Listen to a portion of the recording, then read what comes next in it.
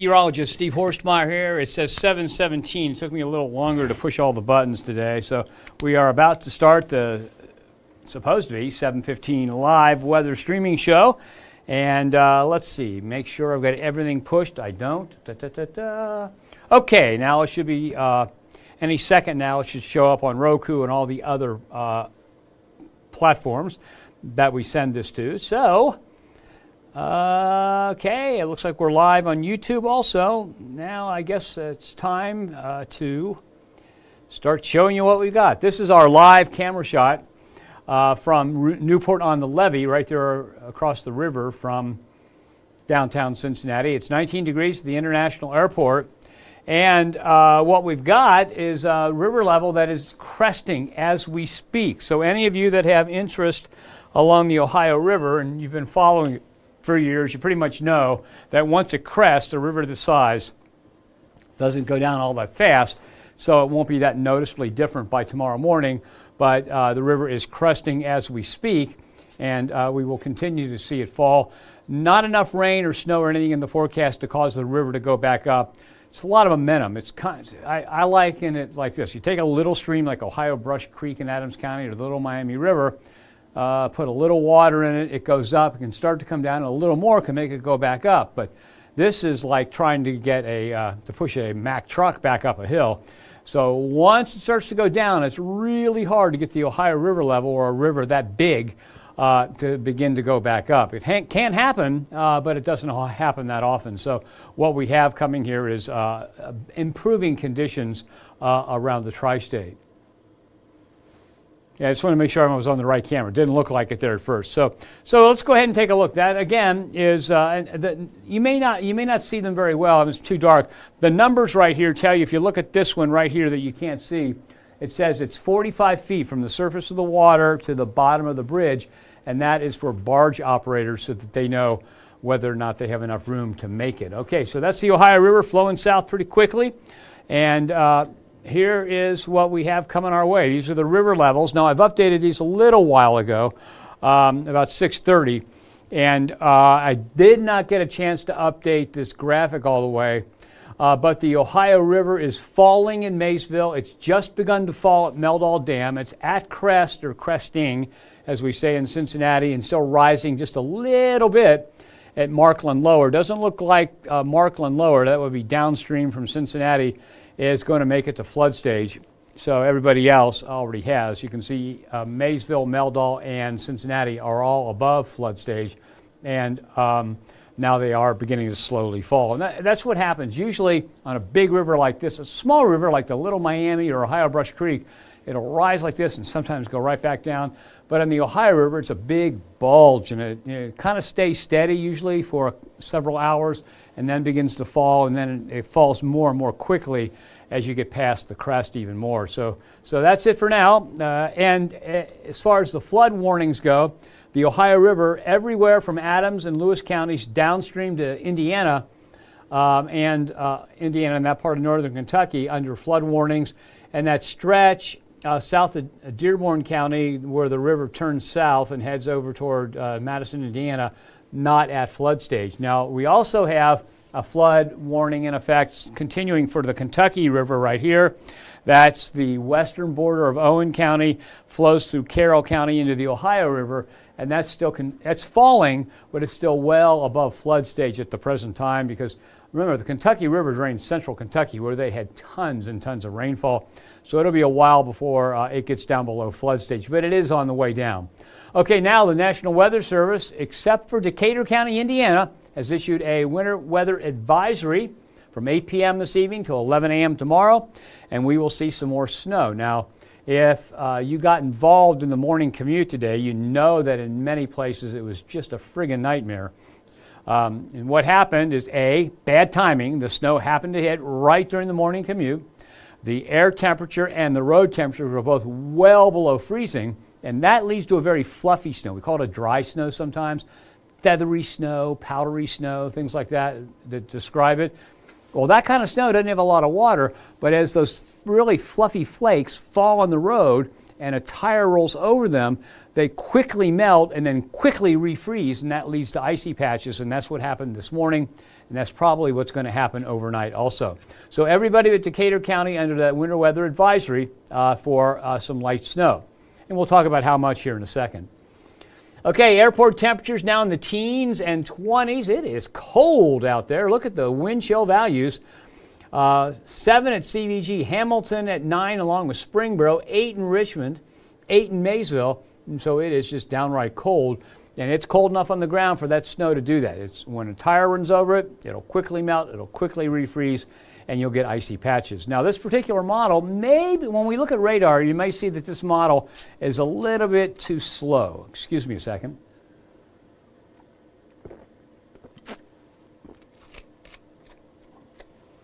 Okay, and it's too slow because we've already got some flurry activity moving in, but this says the snow that's heavy enough to cause a light dusting won't move into the western counties in our viewing area until about 10 p.m.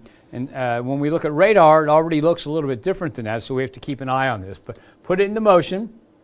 By 1 a.m., almost everybody getting at least a little bit of light snow.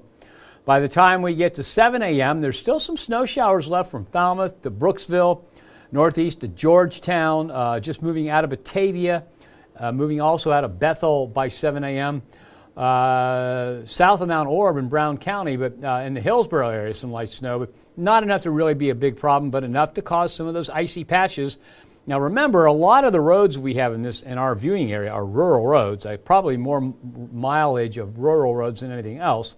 And those that don't get treated, they're also very hilly in cases, so be aware that there could be icy patches tomorrow morning, and then by 10:30 a.m., the snow is gone. And by the way, I meant to open up by saying that I usually have this on Tuesday nights, but I was very sick yesterday. I got some bad food at a restaurant, and I just was like, woo, not fun. So I apologize for not having the streaming show online yesterday.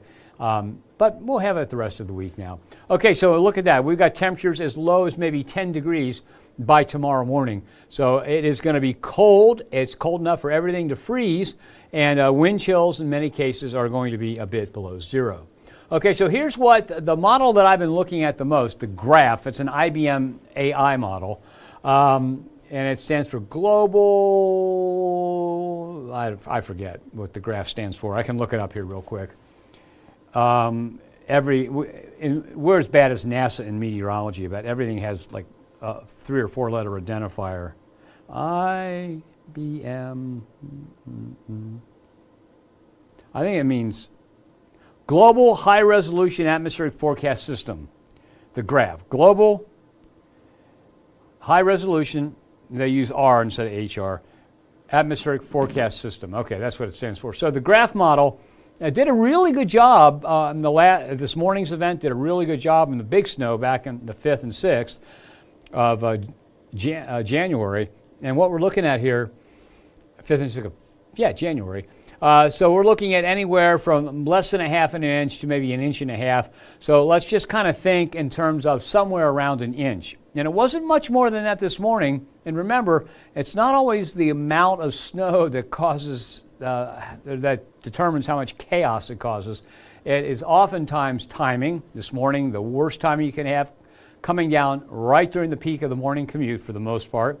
It is air and ground temperatures both well below freezing, and so you got that dry, fluffy, feathery snow. Now, you can tell it's that when you walk out to your car in the morning and a lot of that dry, fluffy snow, and you go like that, and it just blows off the hood. That's what I mean. However, that stuff doesn't have a lot of water. It's lighter. You can't make snowballs out of it. But when a car tire puts all that weight on that snow on the road, and then that weight melts it, goes on, it refreezes right away, and that's when you get those icy patches. And we do expect some icy patches in the area tomorrow.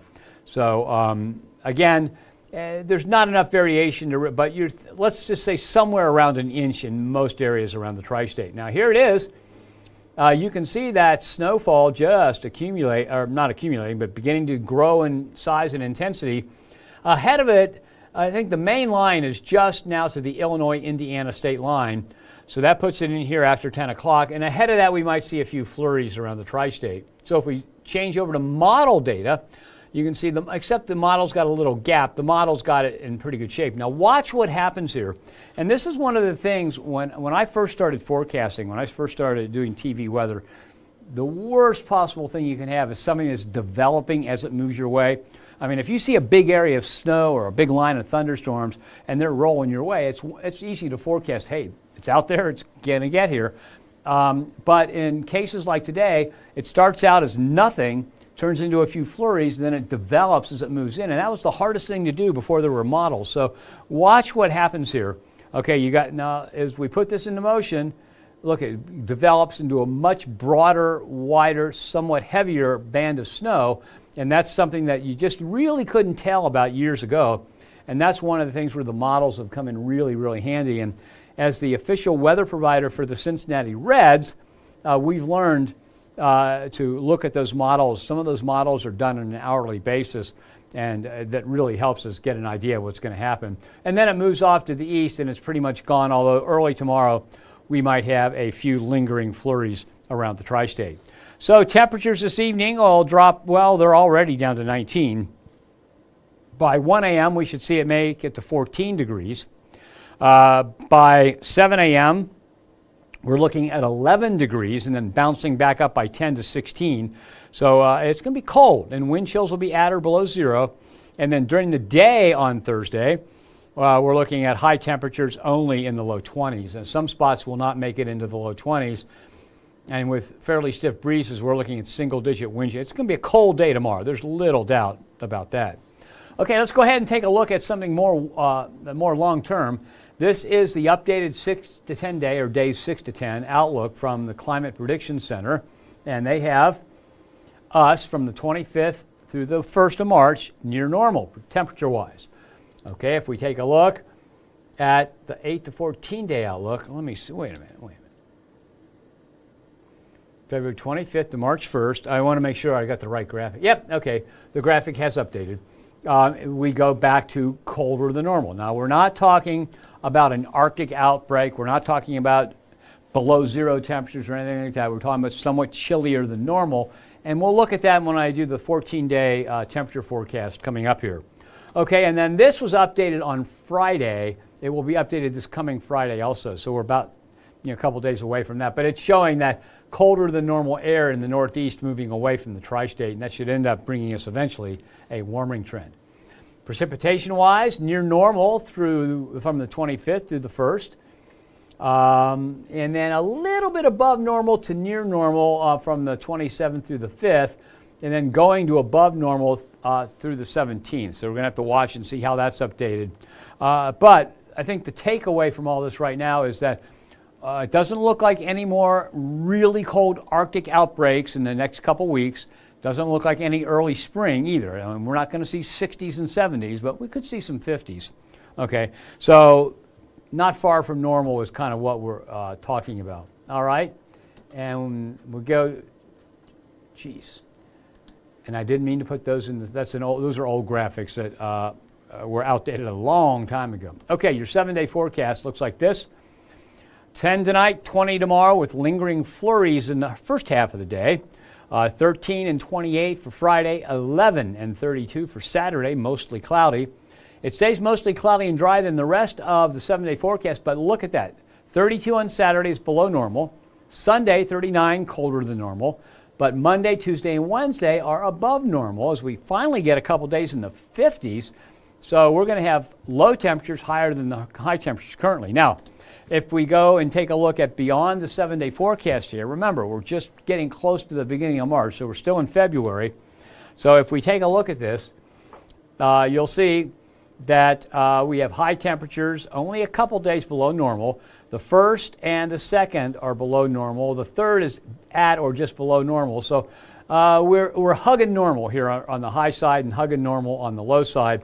And then as we head through the 2nd, 3rd, 4th, and 5th, I think as we head toward the 5th, we get an increasing chance of more active wet weather beginning to move back into the tri-state. Until then, nothing really big. No big soaking systems look like they're coming our way until maybe the 5th or later. And here is the 14-day temperature outlook. There are your highs, there are your lows. We put on the normal line, and what you've got there is high temperatures go above normal for a while, cool to normal, then a little bit below normal as we head toward the 5th, and low temperatures kind of hug normal from the 24th through the 5th. And if you would add that up, it's going to end up being just about normal around the tri-state as we head into March. So if you want to take a look at the takeaway on this, then the takeaway looks like this. There we go. I got it now. We're going to vary between above and below normal, but not be too far either side of normal for the next couple of weeks into the first week of March. I think as we head into the beginning of March, it becomes less active, but by the time we get to the 5th of March, the activity level will pick back up and we'll have more frequent rain the 5th and later, and that's not even included on the later than the 5th is not included on our forecast charts there. We don't have any big precipitation events, so small precipitation events until we get to the 5th and past. No early spring, but no massive Arctic air outbreak either in the next couple of weeks. So that's the takeaway for now. All right, so again, I apologize. I went out to dinner to interview a potential candidate. I don't even know what today is. Monday night, excuse me. And I got home at midnight and I just barfed my guts out for like 10 hours. So I don't know what was going on. I apologize for being kind of gross there. But so and I just I couldn't come to work yesterday. So that's why this wasn't on the air. But I'm back today and I'll be back now tomorrow. Ethan Emery's going to do this show, and that's because my wife 2 weeks ago fell and broke her hand in 3 different places, and now she had to have surgery. It's pinned with 3 pins and a couple screws, and she has to start physical therapy tomorrow. Now, the first round of physical therapy has got to be at a certain location, and it only could do it in the afternoon, so I have to take her there and bring her back. She can't drive yet. And then after that, her physical therapy will only be a couple blocks from home, and most likely in the morning. But so Ethan will be in for me for the 5 and the 6. And if I make it back to work on time, I'll be here at 7:15. If not, it'll be Ethan Emery. So that's where that stands. And then Friday is back to normal for a while. Okay, so let me get over to Facebook here, see if we've got anybody that's commenting, complaining, questioning, whatever. Carla Woods says, it's the river. Carla, I'm not sure what you mean, but I showed you I'll show you the river forecast here again in a couple of minutes. Susan Wally says, good evening. Hope you have had a good day. Yeah, I have. A lot better than yesterday when I felt like, oh man, this is nuts. Okay, and then let's see. Lindsay Marie, are we getting snow? Yeah, you're going to get snow tonight. I think most areas get an inch or less, and it'll be that, it's cold, so it'll be that fluffy, dry, we call it a dry snow, feathery snow, fluffy snow, powdery snow, or whatever. So it won't pack down, but you can get those icy patches on roads after a tire runs over that snowfall. So yeah, we're getting some snow, and I don't think it gets here until after 10 p.m., even though there'll be a few flurries before that. Okay? Sarah DeWitt says, hello, Steve. Oh, okay.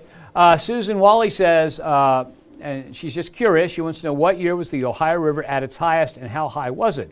Just curious. It was 1937. 1937, the crest of the river hit 80 feet, 80.0 feet. So right now it's at 55 feet. That would put it 25 feet higher than it is now. So just imagine looking at that camera, and let me see if I can get to it, okay. Looking at that camera, now I don't know if I'm on, let me check here. Okay, looking at the camera behind me. So imagine, okay, so right here is the line that says the water is 45 feet up to the bottom of the bridge. So add, well, let's see, 5, 10, 15, 20, it'll be this deep, okay? It'd be this deep if it was 80 feet. Now, that doesn't seem like that much, but if you take that, you know how water spreads out once it leaves the river, once it leaves its actual course, and that means massive flooding. What's interesting about the 1937 flood, and Susan, you just happened to hit one of my favorite topics. The 1937 flood was really not because of snowfall. Many spring floods in Ohio from the Ohio River are due to melt of high snowpacks up in the Appalachian Mountains and areas to the east. Well, in 1937, it happened to be the wettest January on record in Cincinnati. I think it was 13.68 inches fell that month alone. And it wasn't just Cincinnati. If you look at it, it was all up and down the river and 100 miles on either side of the river. So that entire area around the Ohio River got tons and tons in record-setting rainfall, and that sent the Ohio River that far up. Now, another interesting thing is, if any of you that are familiar with going from the main part of Cincinnati past Lunken Airport and then on up into Mount Washington, is that you could not get to Cincinnati from Mount Washington during the 37 flood. That's because the Little Miami down there, here's Cincinnati, here's Mount Washington, right, and here's the Little Miami River. Well, the Little Miami River gets backwater flooding, and that backwater flooding kept bridges closed all the way past Newtown up the river. So you had to go from Mount Washington almost to Loveland and then come back down to get to downtown Cincinnati. And back then, when the roads were poor, and that was a heck of a trip. So that is what spurred the building of Beechmont Levee. Okay, it used to be that there was just a road going across the river, the floodplain, and then when that had such an impact, they built Beechmont Levee. And I don't know what this flood spec is for that, but I'm sure it is still open when the water is 80 feet deep. So if you lived in Mount Washington and you worked downtown, you were out of luck unless you could figure out how to get to Loveland and all the way back down to the south into downtown Cincinnati. And without expressways and really good roads, that was quite a trip. So that was January 1937. I think the 25th of the 26th is when it peaked, and it was a Sunday. That was called Black Sunday. And it was called Black Sunday because on the west side of town, up the Mill Creek Valley, there were a lot of oil tanks that stored oil and gasoline products, and they caught on fire. So there was a big fire along with the flood up that way. And so that was the worst flood in history. Again, not really because of snow melt, but because of record rainfall through a good portion of the Ohio River Basin. Okay, Susan, I'm glad you asked me that because it's one of my favorite topics. And again, the river peaked at 80 feet in Cincinnati. And that would be, again, if we're looking at this, right here, it's 45 feet to the base of the bridge. And it's at 55 feet now, so you add 25 feet to that, so that'd be 5, 10, 15, 20, so it'd be about here, okay?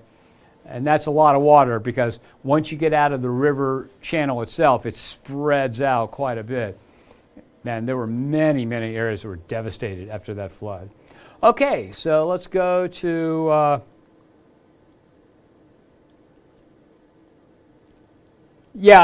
Tanya Sinclair says, up in New Richmond. Now, when I was a kid, we used to go boating up there. Now, we didn't have a big fancy boat. It was like a little 14-foot with an outboard, 35 horsepower outboard motor that you could barely pull a skier, but it was a boat for us. That was a big deal for us. Tanya Sinclair says they're at 55 to 56 feet here in New Richmond. Yeah, that's correct. Let me look at the latest here. I'll do it on this computer. I can give you the latest stage that the River Forecast Center has reported. Give me a second. Yep. Now, if I'd hit the right mouse, it'd be a lot easier. OHRFC.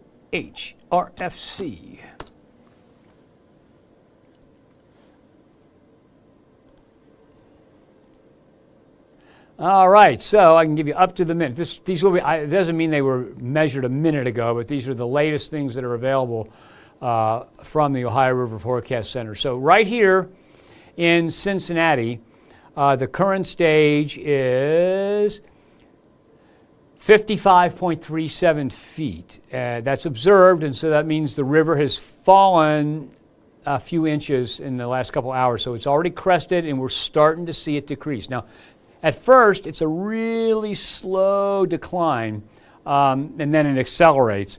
So it's 55.3 feet, and Tanya Sinclair said it's 55 to 56 feet in New Richmond, and New Richmond is in the Cincinnati. It's in the Cincinnati pool. If you go upriver from Cincinnati to Meldal Dam, okay, Meldal, oh, that's Portsmouth. Meldal Dam, that's Maysville. Jeez, I'm having trouble finding myself. Okay, let's try again here. All right. Okay, river at Meldal Dam. Okay, Meldal Dam, it is now at 52.5 feet. That's the latest observation, 52.5 feet. 51 feet is flood stage, and so it's only a foot above flood stage. And let's see, a couple hours ago, 52.5, 52.6. So, and what happens and you can't, when you look at the crest of a flood, doesn't mean it hits a level and stays there. It bobs up and down a few inches just because it's water and it moves that way. And so up in New Richmond, you said 55 to 56, Tanya, you're at crest, okay? It may go up an inch, come back down an inch, but in the next 10 hours, it's going to start falling off, and so it should fall noticeably, and it should make it down to minor flood stage tomorrow early in the day. Okay, let's just go for the rest of them then. So that's Meldal Dam, which is the dam just upriver from Cincinnati. And if we go to Maysville, that's the one in our viewing area, it's farthest to the north, or farthest northeast on the river. Maysville's definitely falling. Maysville at 51.84, and that's down about a half a foot in the last few hours. So Maysville's falling. It's right at crest at Meldal. It's right at crest here in Cincinnati. Let's go down again, and I'll give you Markland for those of you that are down in the Markland area. That's Meldal. Okay, it's Cincinnati. It's 55.34 now. It was 55.37 a couple hours ago. 55.43 a little bit earlier, and that's Cincinnati's at crest, bobbing up and down, and will begin to fall more rapidly overnight. Now, one more thing, if we go to Markland, okay, Markland is downstream from Cincinnati. It's so weird. Here we are in Cincinnati, and we've got the Cincinnati River Gauge, and every other one starts with an M. Maysville, Meldal, Markland. So until you get used to it, it kind of can confuse you. Okay, let's see. So at Markland, it is 50.74 feet right now, okay? So 50.74 feet. And the flood stage down there is 51 feet, so it's just below flood stage at Markland, and it is about to crest also. It's getting right close to the peak and will begin to fall off slowly overnight. So it's good news. It's on its way down. And when we used to boat in New Richmond all the time, there are a lot of times, because if you look at the Ohio River, you have to look at it. It's coming downstream, and it makes a big bend like this. And so here's the bend, and New Richmond is right over here. Just like anything else, water has momentum, and so it'll try to follow the channel, but it's going to use some of that energy to go straight. And that's why New Richmond often gets flooded so badly, because a lot of that water doesn't make the turn. It just kind of keeps going straight right on into New Richmond. And so New Richmond is pretty well known for having big problems with the flooding. Okay. Okay, and Susan Wallace says, what's normal? Well, actually, they don't call it normal, but pool stage in Cincinnati is, I think it's 24 feet. Let me look. And of course, I went the wrong way on the map. Let's try it again.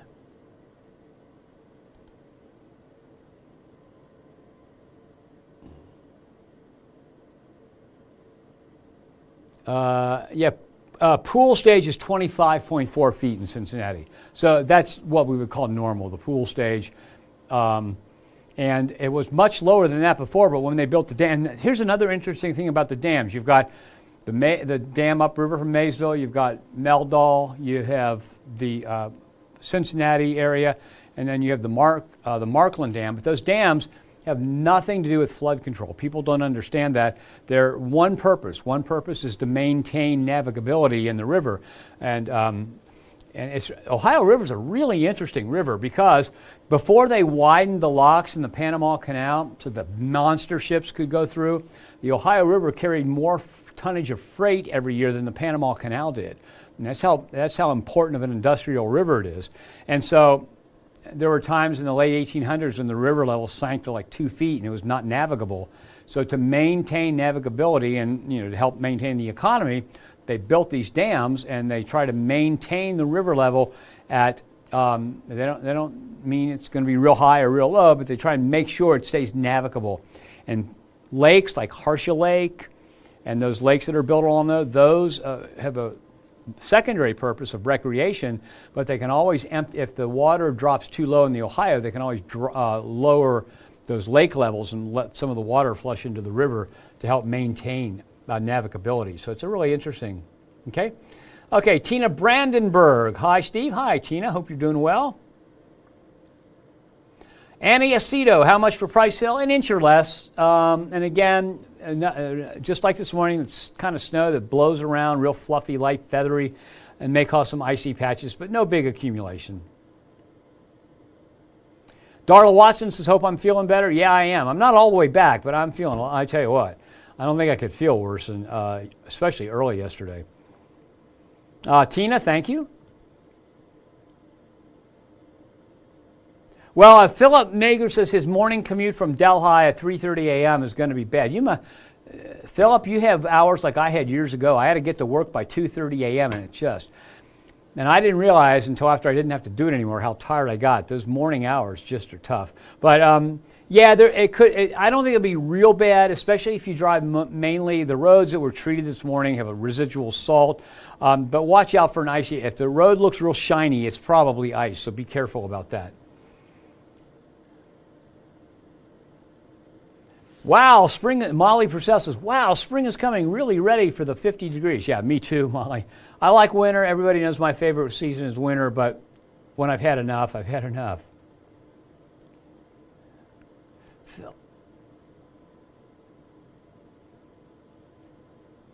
So March is coming in like a lamb, going out like a lion. Well, I hope it doesn't go out like a lion, because usually when March goes out like a lion, it means severe thunderstorms. So yeah, and Molly says, sorry I didn't feel good. Yeah, I don't think I had the flu. I think it was bad food, because we went out and interviewed a guy that's applying for a job here, and I was fine. And then I got back to work and I started feeling weird, and I had to rush home because I knew I would be stuck.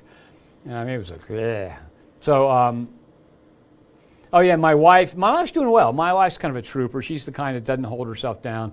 So she went to work today. She went to work yesterday, even though they tell her not to. But yeah, that's her choice, and she feels better if she does that. So yeah, she really did. She fell. She was walking the dogs, and the dogs didn't have anything to do with it. She just missed. There was a bad pavement on the sidewalk, and she tripped over it and just hit wrong in her hand and broke it in 3 different places. And the orthopedic surgeon said that I couldn't have picked a worse way for you to break it.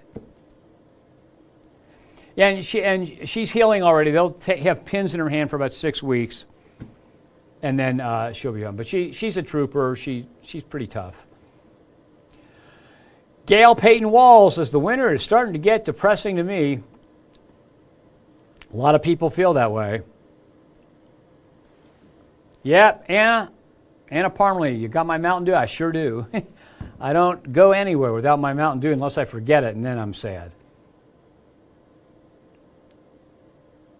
And thanks to everybody for all the nice comments about my wife and myself getting better. Jeff Beachler says, it's hot outside today. Okay, Jeff. I think he must be an Eskimo or something.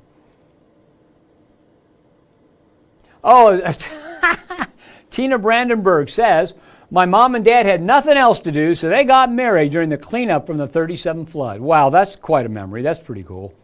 And if you have a chance, go look. There's a lot of great stuff on the web about that if you're interested in seeing what the 37 flood did. And then Carl Wood says to Jeff, the one that said, "Oh, it's hot out there," he says, "Wait till next week." When do I think we'll be in the 60s? I don't think we see the 60s until probably after the 10th of March. I could be wrong. We might get a storm that brings some warm air up, but I say I wouldn't count on it for a while. And Giacomo Geronimo says, "Don't leave the dogs outside." Yeah, well, we've got 8 dogs. Only one of them is really equipped for this kind of weather, but she stays inside too. Her name is Maybelline. And the reason we call her Maybelline is because it looks like she's got eyeliner. Oops, looks like she's got eyeliner on, and so we called her Maybelline. And she's half Australian cattle dog, or blue heeler, as some people call them, and half Great Pyrenees. She's the size of a blue heeler and looks exactly like a Great Pyrenees with the fur and all that. And it'll be 20 degrees outside, and she'll be laying there on the deck in a pile of snow, not worrying about anything. So, but she comes in whenever she wants to. We don't leave them outside. All right, well, that's it. Let me quickly go through the forecast again, and we will, and then I'll call it a day. Let's see. All right, so we'll put things full screen. I'll start off with the model run real quickly, and then we'll go to the 7-day forecast.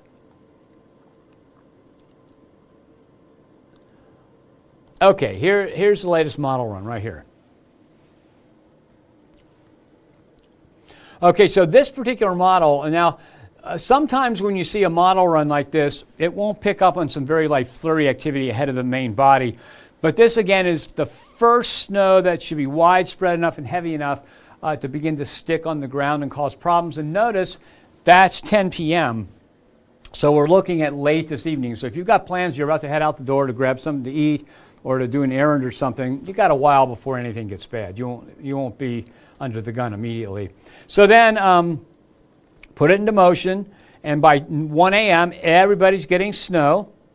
It's already beginning to lighten up over southeast Indiana.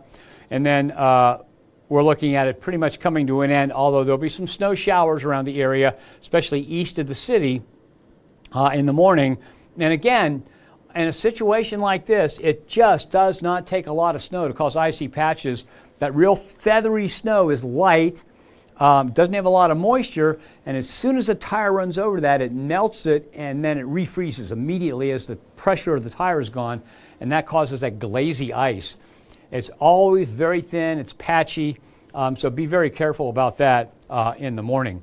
And then by the time we get to 10:30 a.m., it is pretty much gone. So your 7-day forecast then, here we go. Your 7-day forecast looks like this. Now notice the temperatures tomorrow morning too, around 10 degrees. So the 7-day calls for a low tonight of 10, high tomorrow of 20 with lingering flurries. 13 and 28, partly cloudy Friday. 11 and 32, mostly cloudy on Saturday. Notice Sunday, Monday, Tuesday, and Wednesday are all mostly cloudy. We have a high of 39 Sunday. That's colder than normal. We have a high up to 48 on Monday. That's above normal. And so are the 250s there, Tuesday and Wednesday. They're both above normal. When we go beyond the 7-day, it takes us out to the 5th of March. Whoops, I hit the button too fast. It'll be back here in a second. We go through the 5th of March. We have a couple days. The 1st and the 2nd, along with the 3rd, look colder than normal. Everything else is about normal or a little bit warmer. So we've got 3 out of 7 days, just a bit colder than normal.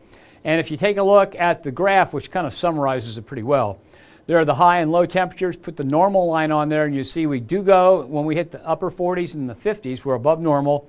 We drop down for a few days to about normal, and then a little bit below normal as we head into the first week of March. Low temperatures kind of hug normal through the entire time. Okay, so that's it. Thanks for joining me. Be careful if you're driving, it's snowing, and you see even a thin coating of snow covering parts of the road you're driving on. Be aware that there could be some icy patches underneath that, because with the temperatures where they are, as soon as a car tire rolls over that snow, it melts, it refreezes immediately and causes those icy patches. So that's it for now. Thanks for joining me. I'll be back God willing, tomorrow with more.